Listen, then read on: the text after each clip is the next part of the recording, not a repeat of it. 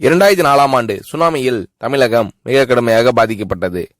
2004இல் சுனாமியில் தமிழகத்தில் மட்டும் 6065 பேர் இறந்தார்கள். 88 கிராமங்கள் நிலைகுலைந்து அழிந்து போனது.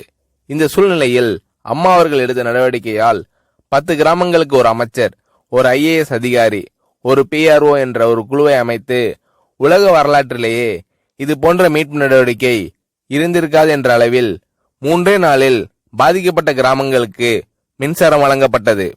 குடிநீர் வசதி செய்து தரப்பட்டது. இந்த மின்னல் வேக நடவடிக்கையால் அப்போதிருந்த இந்திய ஜனாதிபதி அப்துல் கலாம் மற்றும் அமெரிக்காவின் முன்னாள் அதிபர் கிளின்டன் ஆகியோரின் பாராட்டுகளை அம்மாவின் அரசு பெற்றது. அழுத கண்களை துடைக்கும் கரம் கொண்டவர் அம்மா அவர்கள். ஆண்டவன் யாரோ ஒரு நபர் மூலமாக வருவார். தமிழ்நாட்டிற்கு கிடைத்த தெய்வம் அம்மா அவர்கள்.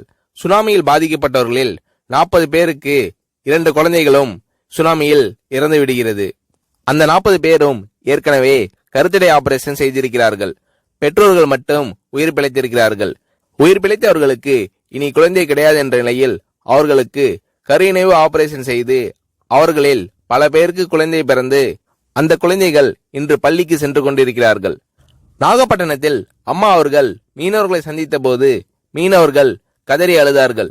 அவர்களிடம் அம்மா அவர்கள், நான் இருக்கிறேன், நீங்கள் கவலைப்படாதீர்கள், இழந்து போன உயிரை தவிர மீதி அனைத்தையும் நான் உங்களுக்கு தருவேன் என்று அவர்களுக்கு தேவையான அனைத்து உதவிகளையும் செய்து தந்தார் அம்மா அவர்கள்.